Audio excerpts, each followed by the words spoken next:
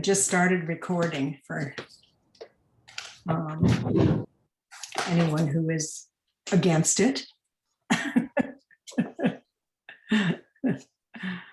Hi, Wendy. Hi, how are you, Elaine? I'm very well. How are you? Yeah, I'm good. It's quite late here. I know. But I'm great. know.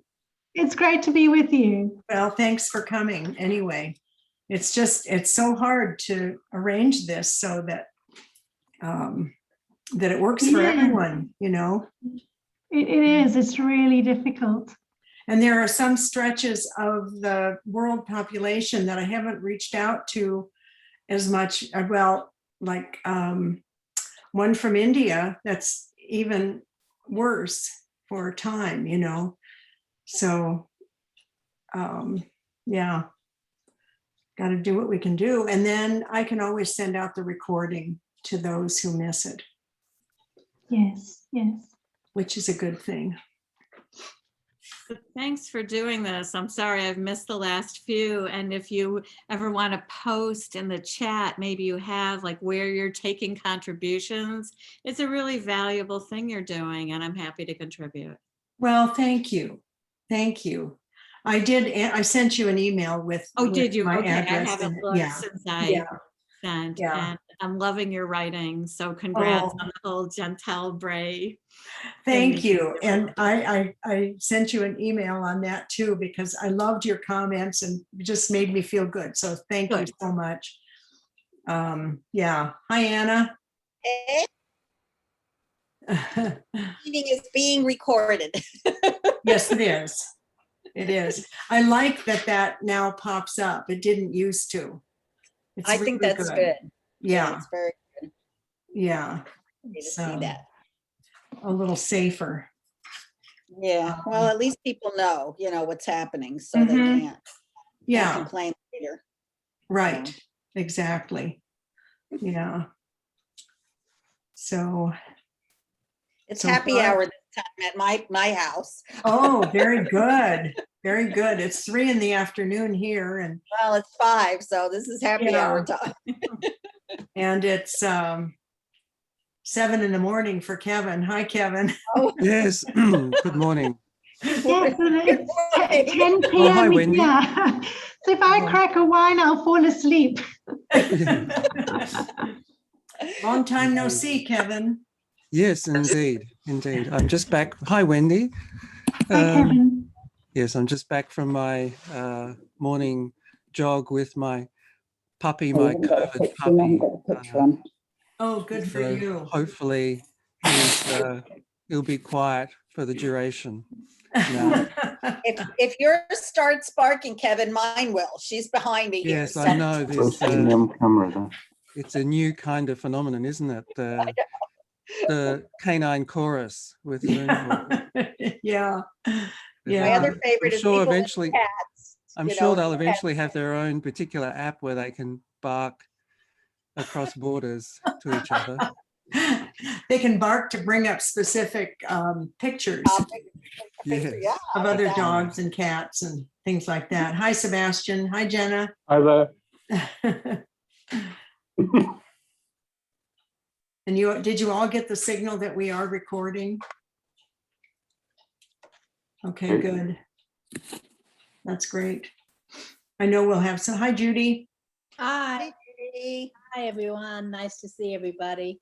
Oh, not my picture, huh? Hey, we don't see you though. We don't see you. Oh dear. So where are you, Elaine? I'm in Wyoming. I see. That's our backyard.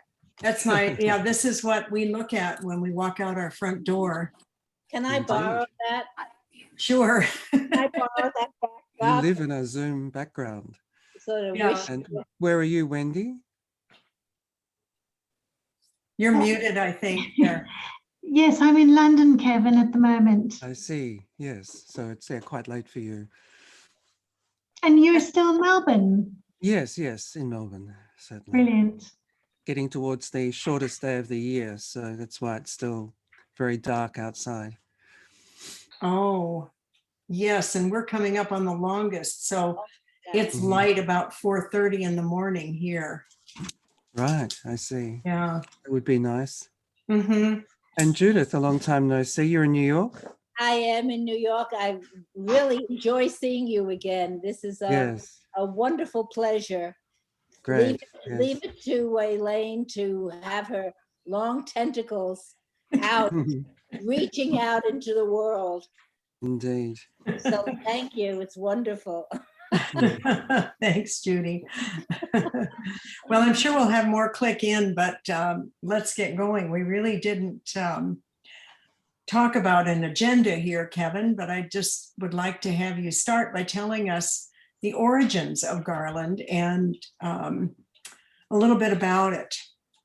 And then we'll. Okay. Well, first of all, I'm speaking in Melbourne, and the traditional owners of the land where I am now are the Wurundjeri people of the Kulin Nation, and I pay my respects to their elders. Eventually, when we go back, my interest in craft and ceramics came from my study at Melbourne University. I was a research assistant for a sports psychologist. It's an unusual origin, but this psychologist was interested in what was very popular at the time, which was the running of marathons. I don't know if you recall the kind of midlife crisis idea and running a marathon as a way of resolving this issue. And so he sent out a questionnaire asking people what were the three main reasons for running a marathon. And of course, they're fairly obvious, sense of achievement, camaraderie, fitness, that kind of thing. Nothing surprising. But in these forms, people would then attach letters that would go on for pages and pages and pages about the particular life challenge they faced. And it brought home to me the fact that in the case of something like running a marathon, it was to have a story, which was one of the prime motives that was driving these people. And that led me to an interest in the way in which we tell stories and how it gives meaning to our lives. And I was fortunate to get a residency as a writer in a craft centre. And I found something quite similar when I visited studios and workshops and spoke to makers about how they became involved. And one of the enduring frames for this was a kind of a romantic one about falling in love with your material. A certain moment, like love at first sight, when you touched clay or blue glass or whatever that gave your life a passion, a purpose.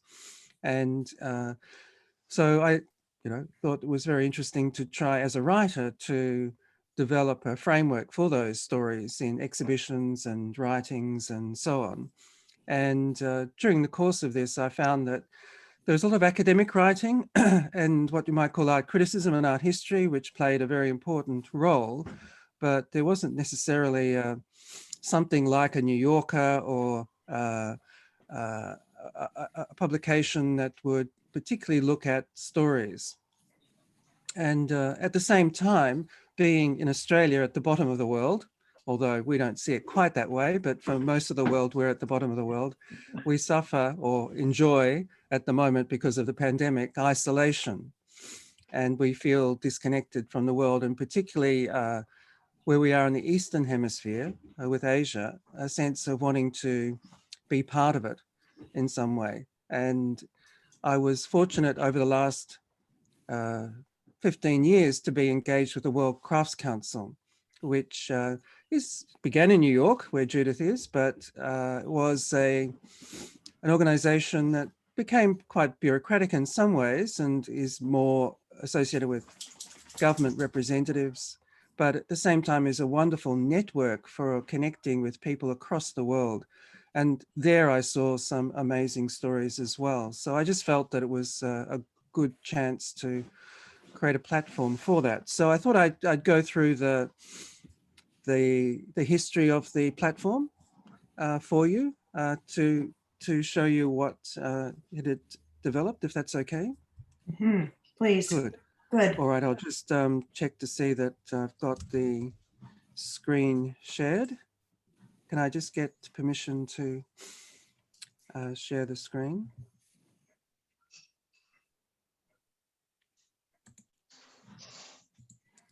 And I'll just begin by a couple of projects that also anticipated the Garland project. Great, thank you.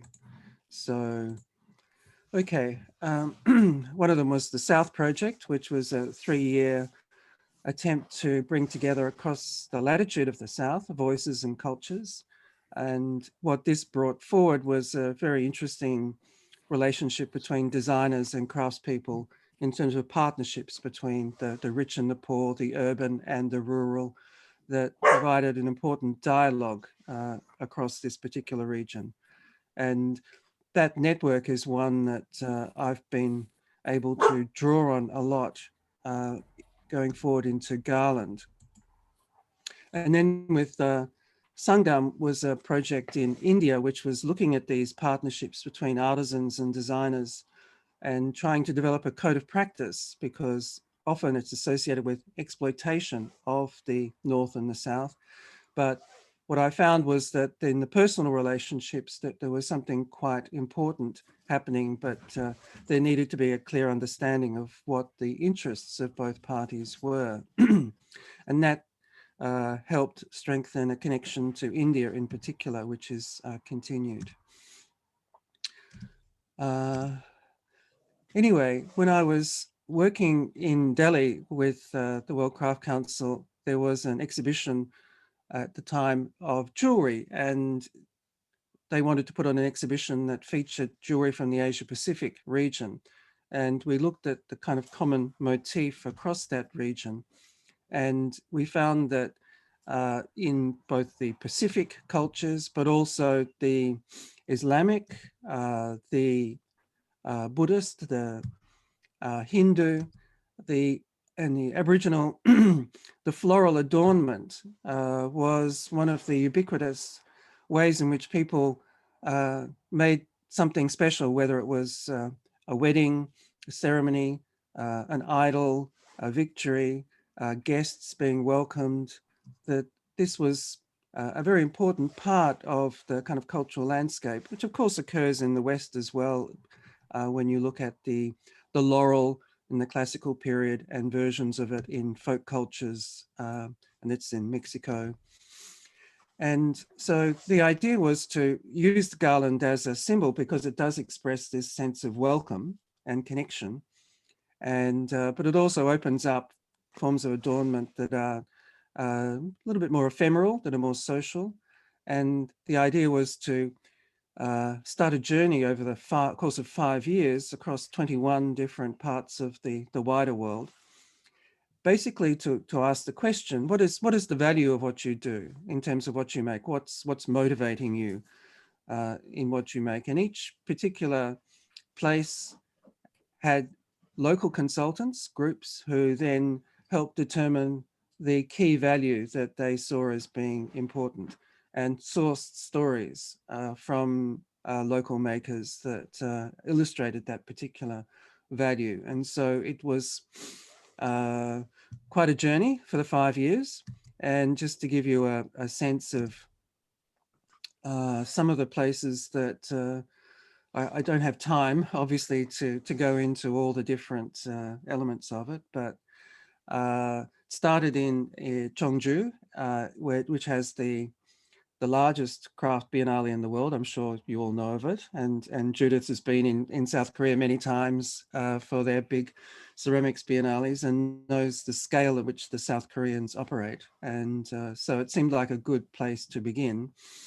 And what we found there was stories which involved the pleasure of making, the pleasure of work and labor, particularly this piece, which involved the polishing of ceramics. It was these blue pebbles which were unpolished and provided with this polishing cloth the opportunity to spend about 3 hours to finish them. So the work was unfinished, but the finishing was offered by the people who purchased the product. And so it was this joy of work which responded to a kind of a Buddhist sense of mindfulness, a way of focusing, which was very important and came through many stories in terms of crafts in South Korea.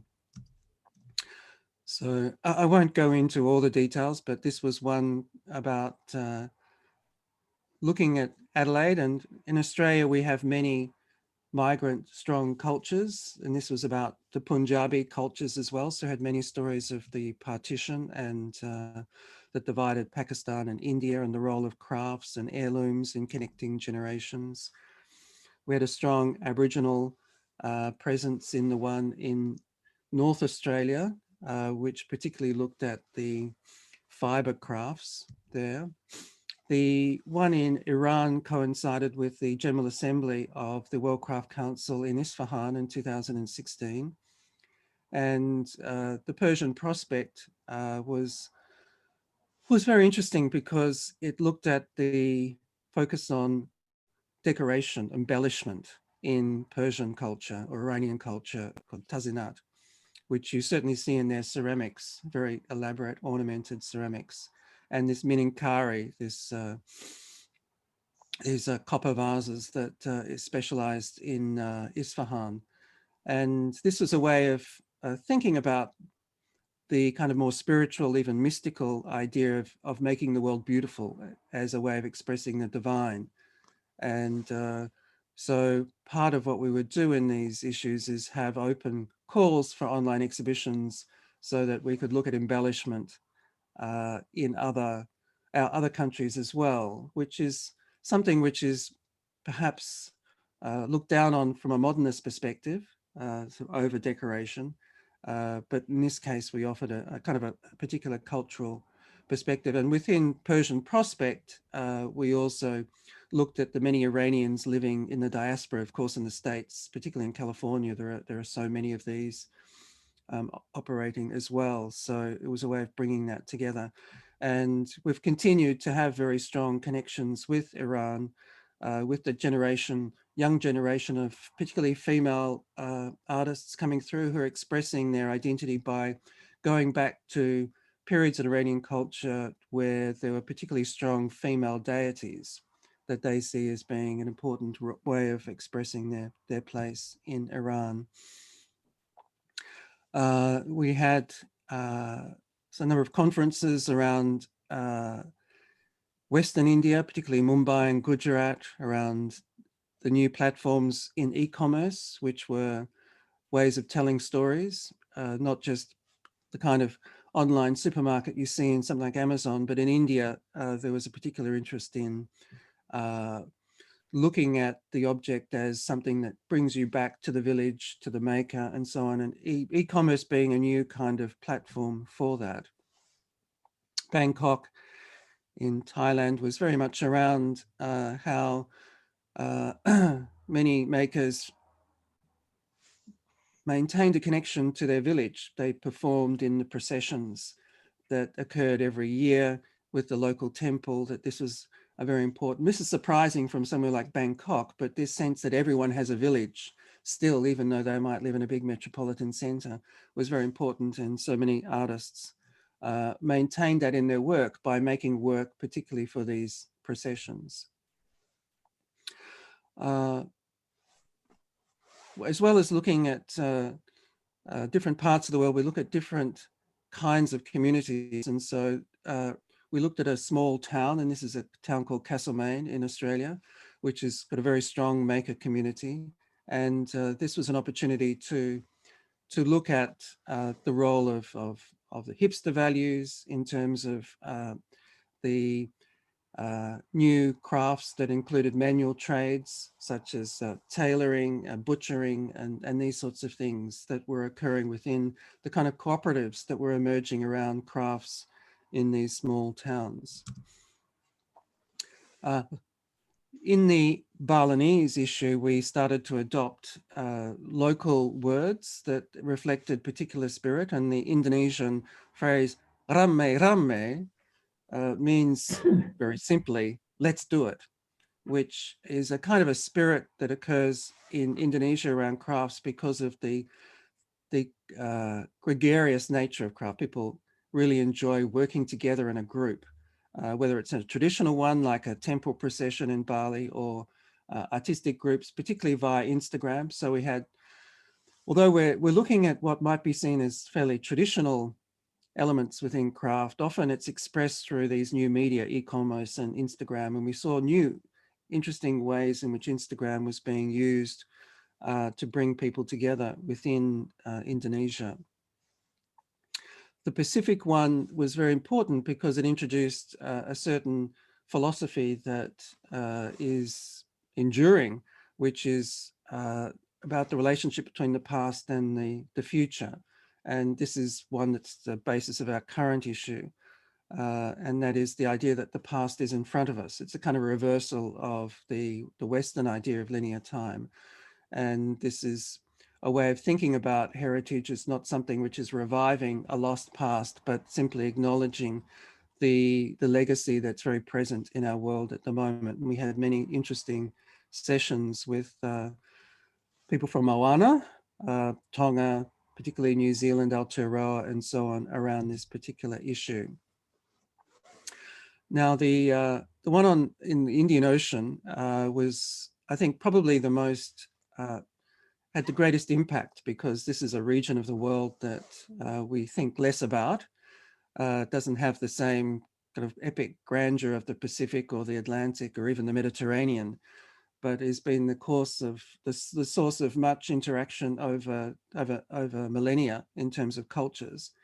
And we looked at the role of hospitality in the Indian Ocean, particularly through religions such as Islam and Jainism, which are quite humanistic in their values.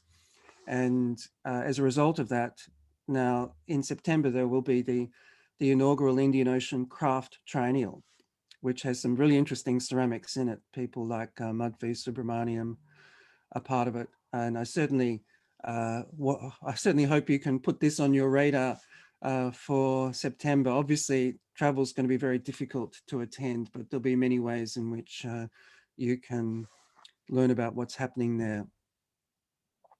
The Tasmania one, which was more about the South, we had the Aboriginal word, which means a gift of knowledge.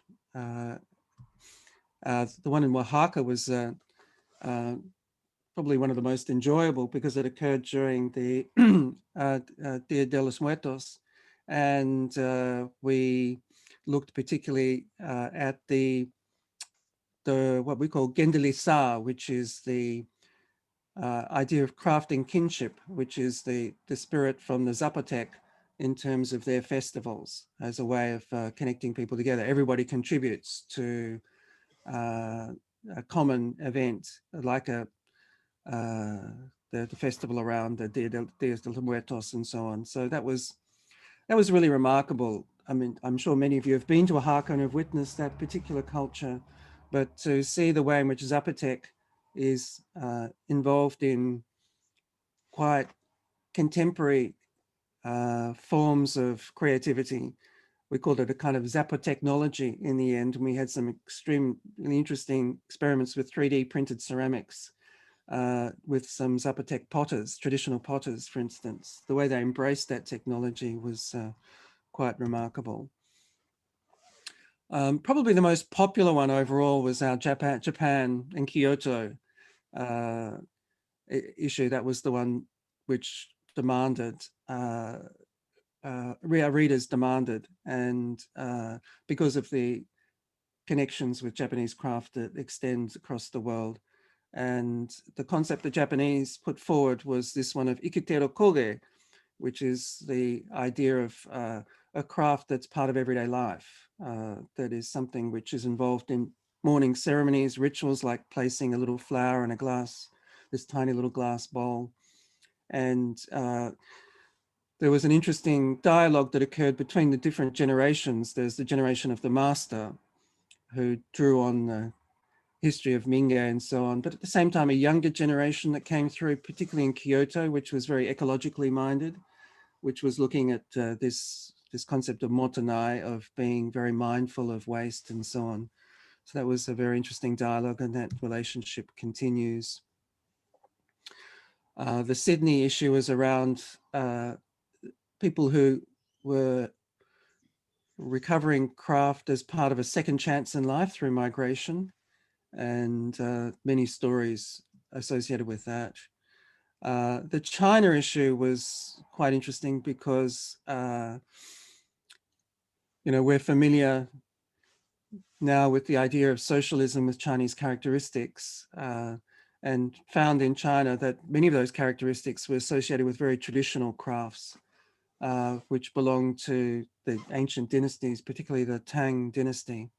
And, and so we worked a lot with the China Lacquer Alliance. We launched an issue at an international gathering they had in Jingzhou, in Hubei province. That was a bit prior to the advent of COVID, but that showed the kind of the seriousness, particularly supported by universities like Tsinghua University, to revive these particular traditional crafts. The one in Central Asia was quite a surprise because of the way in which Uzbekistan had come forward as a champion of world craft. And Uzbekistan is a country that isn't often on our radar. It's the most isolated country and most landlocked country in the world because it's surrounded by countries that are themselves landlocked, but had extraordinary ambition to bring the world of craft together. And they had an inaugural international craft biennial in Kokand in the Fergana Valley in the end of 2019, which was an extraordinary meeting of craftspeople from all over the world, which they were planning again to have the second this year, obviously, but it's been curtailed because of the pandemic. But the way in which these countries are awakening and finding a place in the world through craft was particularly striking. The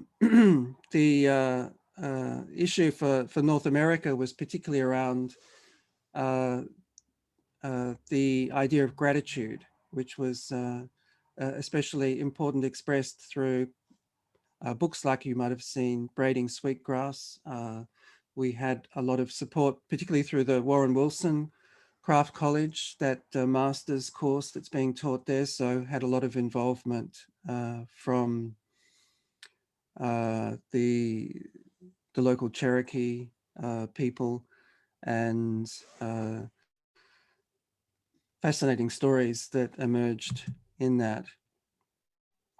The Indian issue, which was particularly about objects of love, was very nice. And the Africa issue, which was associated with, we worked a lot with, and I'm sure you're familiar with this, Wendy, given your long involvement with South Africa, where we've often crossed paths. We worked with the University of Johannesburg and developed a concept around the street, or what they call umswenko, which is a kind of a pride in your appearance and getting out in the world. And then the final one in Latin America was around working with Chileans and so on, looking at the deep past. So this is a very broad cross-section of the areas we've covered.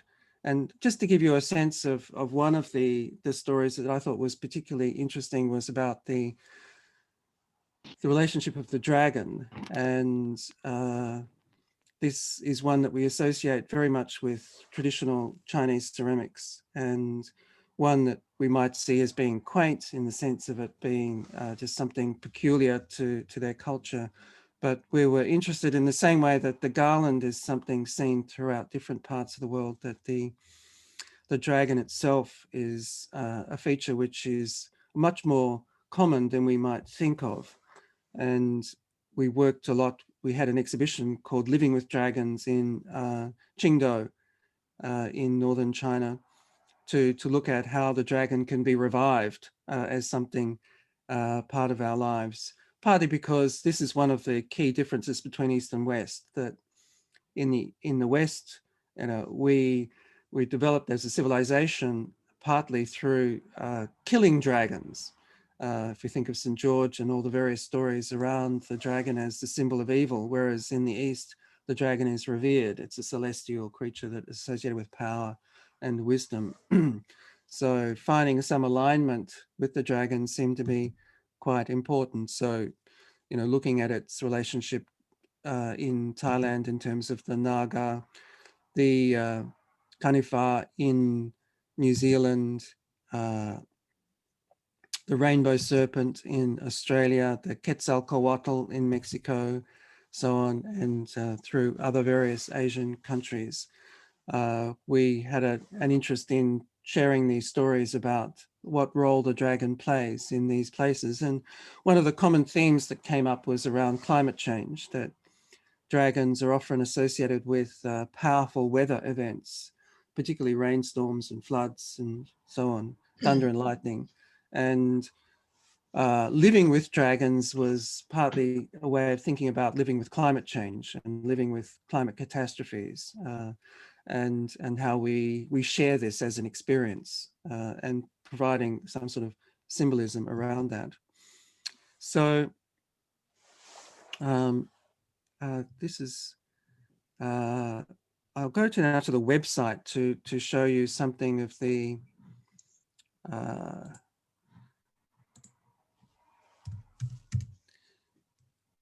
where we are at the moment. So after 21 issues and more than 1,000 stories and around 600 writers from about 66 different countries, the idea was to try and think of ways of bringing people together, how to find a common kind of conversation that expresses shared issues. And one of the, I'll just get to our itinerary.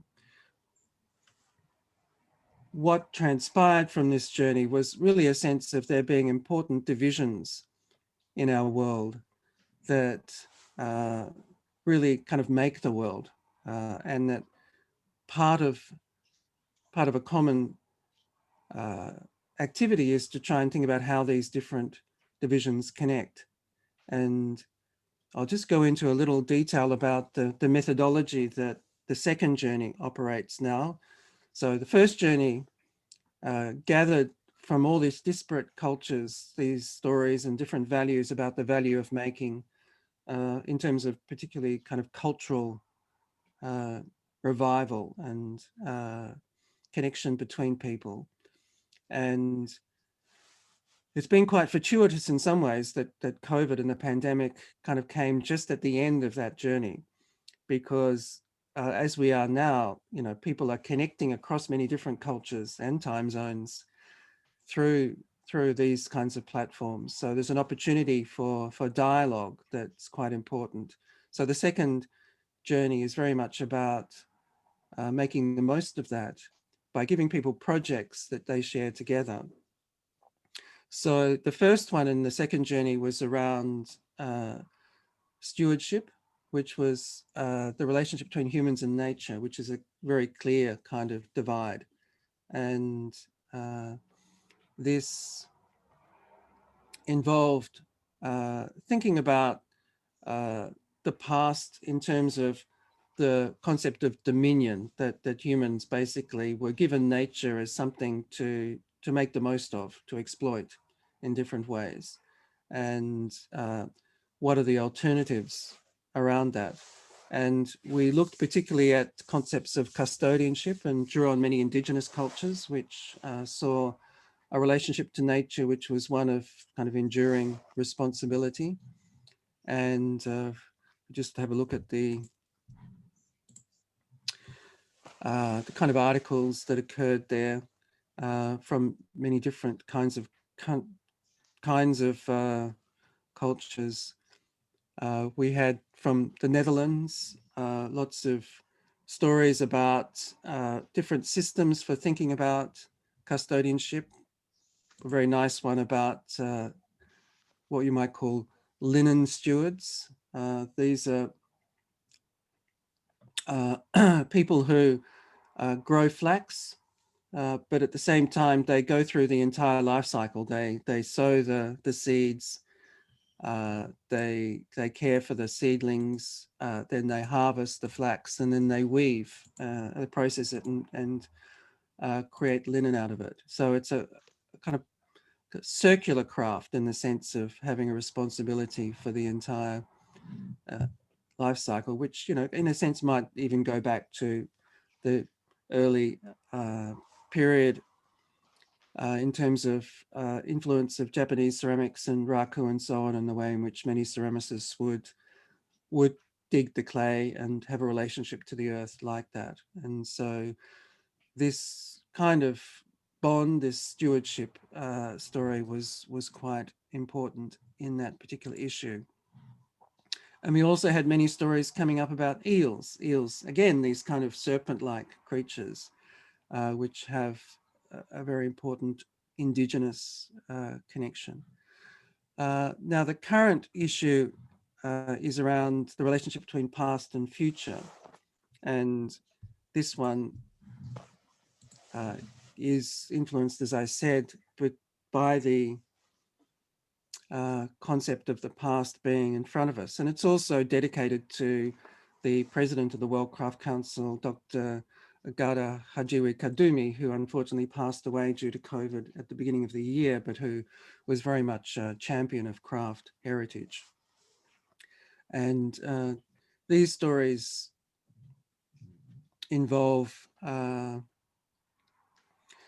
thinking about how the past is in front of us is realized in different, through different makers, such as this Maori jeweler, for instance, who revives the concept of various Maori gods that are related to the moon. And this particular god is there to protect you during the new moon. So this is being a way in which her work is having an important role in New Zealand culture. That's an example of that. And then there's the recovering of the past. And this is probably the dominant story that's come through Garland, which is, we might think of as a craft renaissance, which is the revival of crafts that is, you might find in a museum, an object, an artifact lying dormant, but there's this interest in kind of reverse engineering to understand what was the skill involved in making this to bring it to life again. So you might enjoy this article from Chile about the cantarino, which is the whistling bottles of the Andes, these beautiful ceramic objects, very animate kind of objects, and how this project involves a series of performances and exhibitions which we feature here. And this is happening, you know, I think across the board. And part of it is due to the role of university education, that many of these projects are part of masters and PhD projects where students have got the time and space to be able to do this and want to reconnect with their community where they're coming from by reviving something lost like this. And that led to the development of what we call the thinker maker, which is the kind of key person in each issue. And this is a kind of a new role that we're exploring. We've had the designer maker as in terms of somebody who both has the skill, but also has space to create new products. In the case of the thinker maker, we're looking at somebody who combines writing with making, who can give workshops in terms of ideas and concepts, but are related in terms of the language of their material.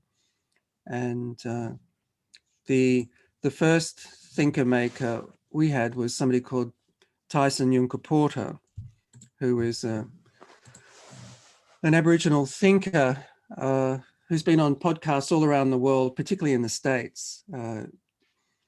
And he's been articulating Indigenous concepts, but his ideas are all embodied in these objects that he carves. Each concept has a particular weapon, an Aboriginal weapon that he has produced himself by hand, and it's in the making of that object that his ideas are forged.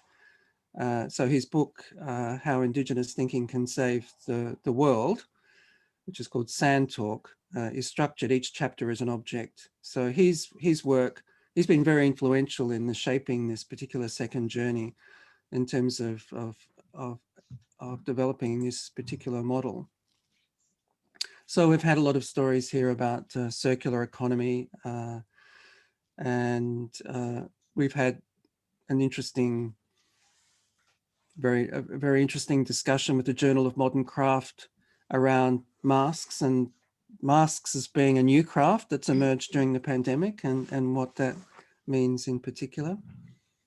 So yes, so that's the current issue. And in terms of future issues, we're currently in development an issue to coincide with the Indian Ocean Craft Triennial, which is around the relationship between East and West, another one of these great divides. And we're looking at ceramicists like Madhvi Subramaniam who work in both kind of worlds, and how their work expresses this difference, how it is that the world's divided between a civilization that expresses the value of freedom, which is what we experience in the West, one of creativity, originality, democracy, and so on, versus one that seems to be more focused around forms of solidarity, around community identity, the spirit, and tradition, and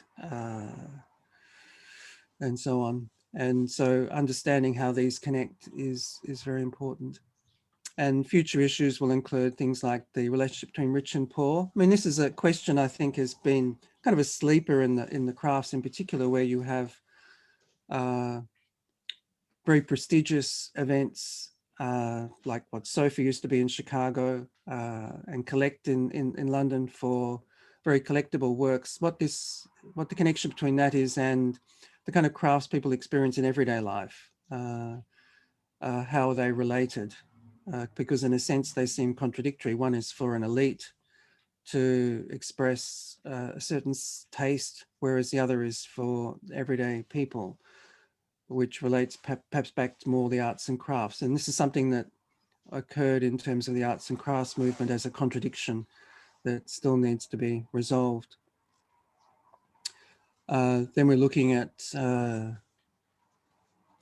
objecthood, which is particularly about the way in which objects span different parts of our lives in terms of biography, and settlement, the relationship between Indigenous and settler peoples, which of course is a very big one in our particular world.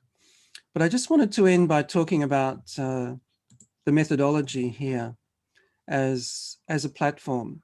I mean, normally with a publication, you would expect there to be like an editorial board, and that's how we started. We had representatives from different countries who assisted us, but often editorial boards are fairly dormant. They kind of tick a box in terms of getting the good names that support your journal. But I'm sure, Elaine, you know this, you sort of struggle to get them engaged often.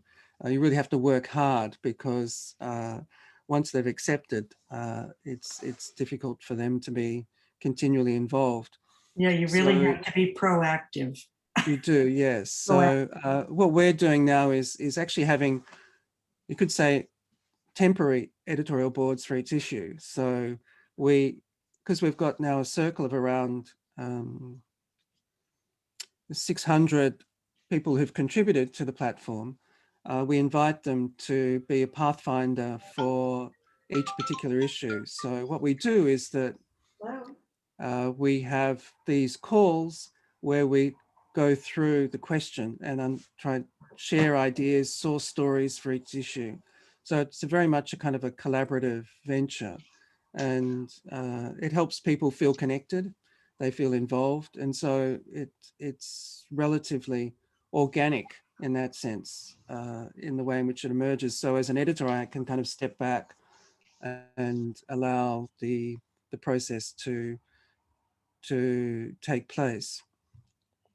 And alongside that, just to keep things on track, we have what we call story keepers, who are ones who help maintain a connection in different countries for the platform, and knowledge keepers, who are particularly the Indigenous peoples, who help us be aware of the issues concerning relationships to country or land that are important, because we want to see that these sorts of stories aren't just things that freely circulate, but particularly with Indigenous peoples, there are issues politically often.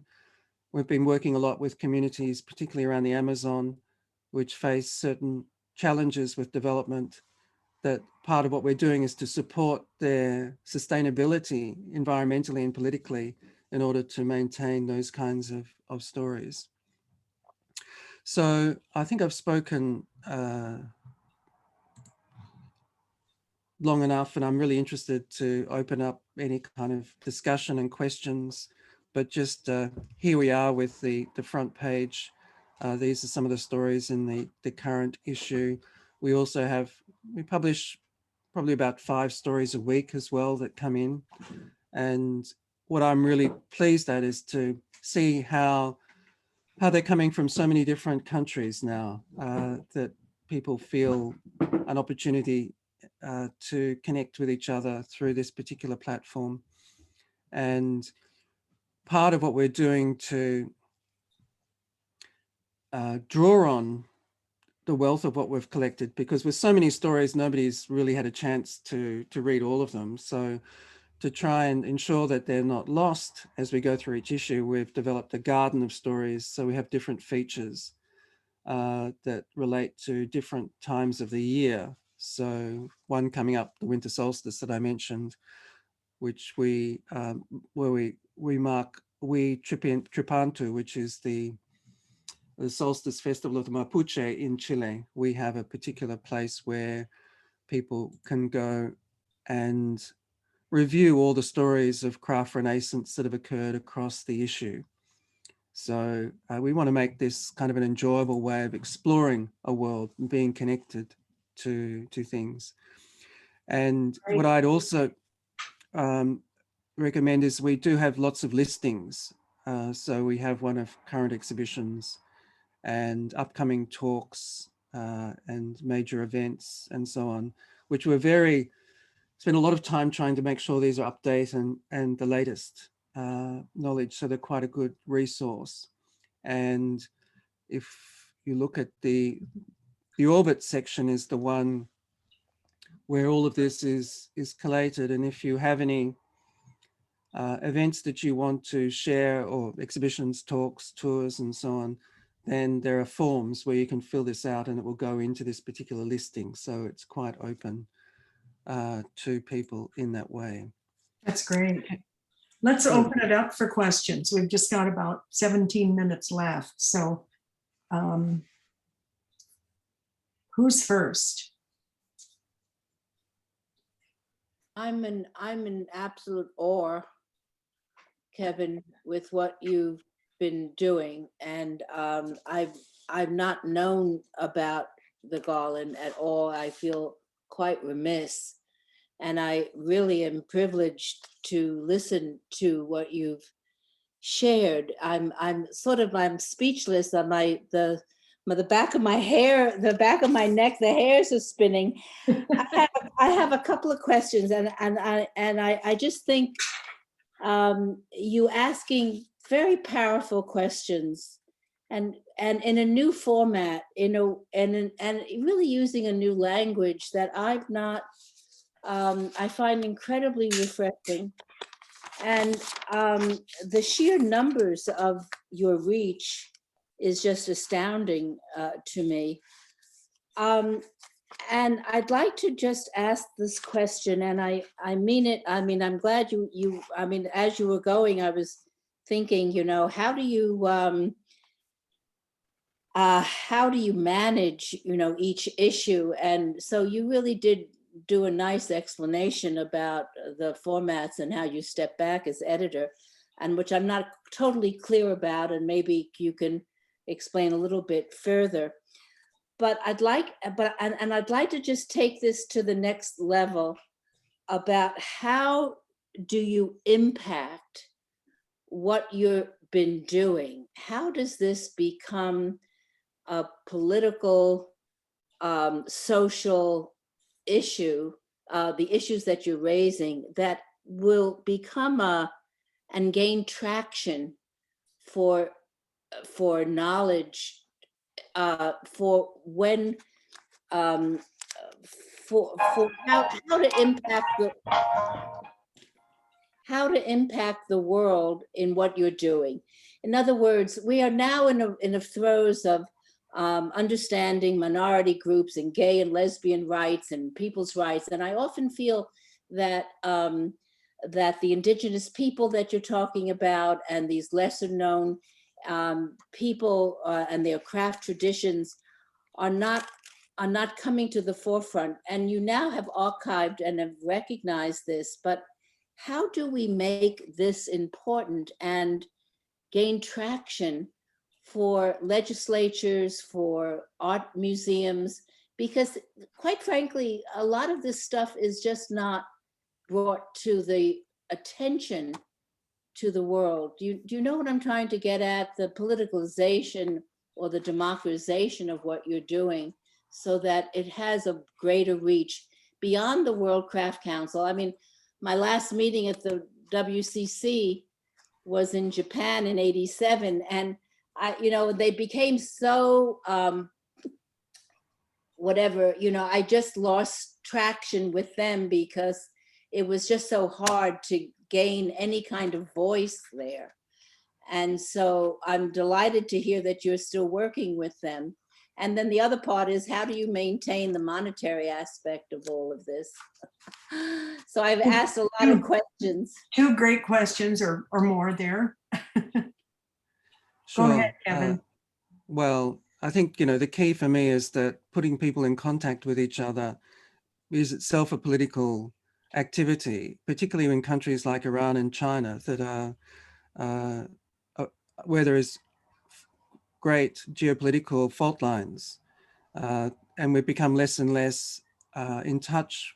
We know what Xi Jinping is saying and so on, but we don't know what average Chinese are going through. So craft is this lingua franca that people can feel that they share. And I think many of you have experienced that. And that's one of the reasons why you invest so much of your life in it. So at that level, I think I don't think that's something to be dismissed. At the other one, particularly through the knowledge keepers, is to be open to issues. And so with the MBR people in Northern Argentina, for instance, we had a crowdfunding program to help them buy a well, something very practical that they needed to sustain their life. And we published their origin myth, which had never been published before in English. So they shared that with us, and it was part of an exchange that as a reciprocation, we would offer something tangible to them, and which they got, and they were very pleased with. And that kind of connection at a very practical level was quite important. But in terms of the other kind of politics, it's an interesting question of what it is that particularly you would address in the world political stage that connected with what we're doing. I think it's really to build a spirit of responsibility in terms of connection with each other and with the planet. And stories give this tangibility. They speak to our souls in terms of how we connect with these things and give us responsibility, which I think is the fuel that is necessary to support campaigns for dealing with climate change and so on. So I think it's very much that kind of level which is important. In terms of the economy, Garland, we try and keep it as lean as possible. And one of the advantages these days with the kind of software and apps that are available are that so many of them are free. So using things like WordPress for the website, Trello as a collaborative tool, and so on. We have quite a wide variety of social media to try and connect with countries that don't have Facebook and Instagram, like using Weibo and so on in China. So we really try and work. Some people call it a post-capitalism in terms of the way in which technologies enabled people to exchange without money. So Garland is extremely kind of lean, and which I think is where one of the tensions is with the platform, because it would be good to be able to acquire funds to be able to support the writers a lot more than we're able to do at the moment, because it's really dependent on the generosity of people to be able to contribute in all ways to the platform, which I think is important because it's a sign of their commitment. But there are certain cases where it would be good to be able to provide extra levels of support, which hopefully we'll be able to do in the future. And I should say, I haven't spoken about this and there's not really enough time, but an offshoot of Garland is a new association of craft scholars, which we call a Knowledge House of Craft, which is a way of connecting many of these craft thinkers in these countries who don't have formal associations, and a way in which they can share knowledge. And we have these monthly events called Reinventing the Wheel, and where these scholars share their knowledge with their community, and we're looking to develop this into a more formal association towards the end of the year. So anyway, I hope that addresses your issue, and thank you so much for your very kind comments, Judith. They mean a lot to me. Well, I really am in awe, and Elaine, I really want to hear this broadcast again, because there was so much information. I know. I'll send out the link. I sent out the link. Yeah, so much information, Kevin, that and such a fresh approach. And one last thing I just want to ask: how can we research on words? I work for an arts organization here in New York, like an arts council, and we raise about $4 million a year through a very wonderful person who then we distribute it to dance and music and various organizations to support the artists in my region. And we're now trying to find and do more public art, and have a hard time finding people of color who have had enough experience to do public art. And I just asked them today's board meeting whether I could reach out beyond the Westchester, New York area and do a more, United States regional, maybe even a global thing. So if I wanted to, does your website through WordPress, do you do a search engine on different, like a bibliographic thing, that if I wanted to search certain topics that would come up through your website? Yes, certainly. There's a search function there, but part of the Garden of Stories platform is to have more focused searches in areas like ceramics, for instance, or themes like the dragon, or water features, or various things. And we're inviting kind of curators, because of course the original word curator related to person who looked after a garden. So these people are constructing these particular features which respond to this kind of research interests. But please be let's get in contact with me if they've got a specific interest. I'm happy to. Well, we just hired, Judy, just just a hired second. a folklorist. I just wanted to say we hired a folklorist to be on our board, which is sort of working with what you're doing. So thank you. Great. Diane Charnoff, the Renwick, has a question. Hello, and thank you, Elaine, Dane. for bringing Kevin to our attention. And thank you, Kevin. The word I just underscore a million times. And I guess my questions are threefold, but quickly, because I know we're running out of time. A, the photography is stunning. And I wonder if they're professional or in a sense more crowdsourced. B, I saw on Garland's website, you also do podcasts, is that correct? Yes, And yes. I wonder how you translate a visual medium into podcasts and kind of if they play back and forth.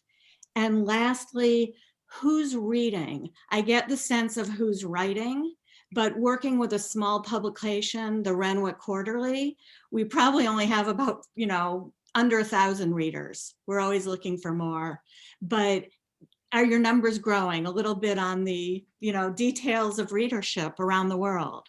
Thank you so much. Okay, thanks, Dan, and nice to see you. Readership, we're getting towards 40,000 if you look at the kind of statistics for each issue. And now the largest number is in the States, but closely followed by Australia and India. But we do have a strong readership. It's quite diverse, and we've actually found a very strong growing readership from Nigeria. And it's partly because we've had a few articles about Nigeria, and they're very popular in Nigeria. And I guess there aren't that many opportunities for people in Nigeria to see themselves in international publications. So that was as a result of the Africa issue, which has been very, very important. The photography, and I guess that's another development that has been fortuitous. The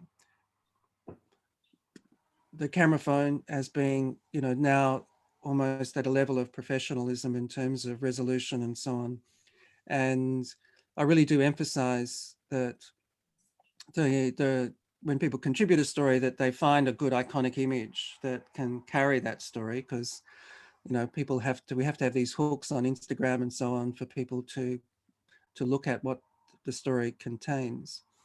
I should just say on the concept, in the terms of writing, I often work with people who've published a book or an academic paper and ask them to tell the story behind it, in terms of their personal engagement. And many welcome this as an opportunity, but also sometimes struggle with it. And one piece of advice I've often found is that at a certain point early in your article, tell the reader what the weather's like. Because as soon as you say what the weather's like, you've got a specific time and place there. So the reader is suddenly with you as part of the journey. And obviously that's irrelevant in an academic paper. But in this case, to kind of develop that connection with the reader, it can be quite important. And so with the photographs as well, they're not just of the finished piece, they're also of the maker in the workshop or in the community. That's quite important too. But the diversity of the readership's been quite encouraging in recent issues. It's interesting that you say that about Nigeria. Next to Turkey, I received more unsolicited articles from Nigeria than any other country. Really? Including the US. Yeah. A lot of academic goal setting there, I think. Good. I've just put my email in the chat anyway, in case Okay, anyone wants great. to follow anything up. Any other questions or comments for Kevin? This has been fabulous, Kevin, and I just hope that the word continues to spread. What you're doing is so important to our world, and I think especially today. It's just, it's amazing that do you have any other staff besides yourself? It's a fluid situation. I do have some interns occasionally, but it's mostly, it's a full-time occupation for me, certainly. So I do recommend, if you want to stay in touch, the best way is to subscribe to the email newsletter, which what you get there every fortnight is especially curated collection of stories that relate to a particular theme, but it also updates in terms of the listings of what are, you know, the big festivals coming up and on other online talks that are occurring that are of interest.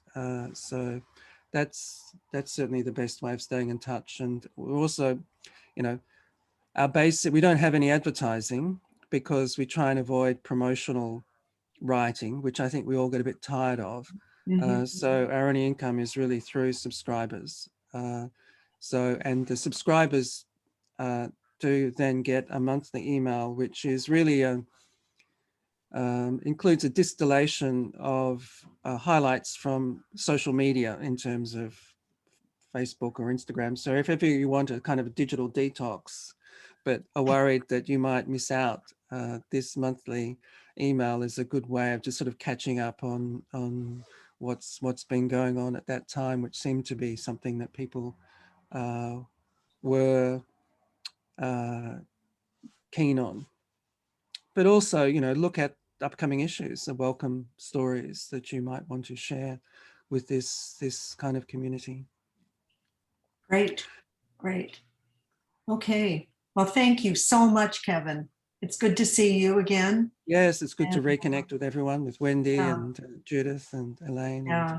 And again, thanks and for others. and And a enjoy. thank- There's some beautiful stories there, so please do enjoy them and leave a comment, because the writers have shared this generously with us, and so some sort of comment like that is appreciated very much by them. Great. Okay. Kevin, thank you. Really, thank you so much. You really changed my thinking. I mean, I'm really in awe. Honestly, I can't stop. But I'd really like to be in touch. There are lots of issues that you've raised. I have a lot of questions for you.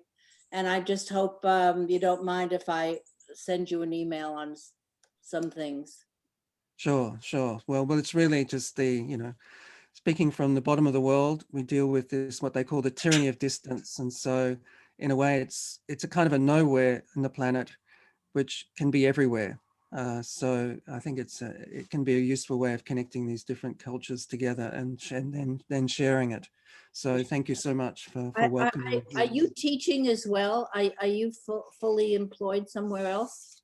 Or is this No, a full-time job? I do occasional lectures and so on, but I try and, you know, most people I find, you know, with respect, who are now in the academies are quite overwhelmed with administrative work and sort of internal politics, and it's hard for them to, at times, stay engaged with the field, even though having a salary gives you the opportunity to do that. So I've decided to try and work independently to be able to have a kind of freedom to really follow what seems to be important in the world at the moment. Extraordinary. Very good. It's amazing. Okay. Go well, everyone. Enjoy your long days ahead. Thank you very much. And stay safe. Thanks You again. brought the bottom of the world to the top of the world. Thank you. Yeah. I can't believe you keep saying the bottom of the world. Very good. I never thought of it that way, but I'm dealing with Finland conference for the IAC, and they think they're on the top of the world and on the edge. Well, you know, as ceramicists, so obviously, you know, one of the first things you know when a ceramicist is looking at an object in an exhibition is that to pick up the vessel and look at the foot of it in terms of understanding. Yeah. I know that for you, the bottom isn't always the bottom. I love it. Bye-bye, everybody. Thank you, Elaine. You Thanks. bet. Bye-bye. Thank you again, Kevin. Bye-bye. Thank you. Thanks, Elaine. Uh-huh.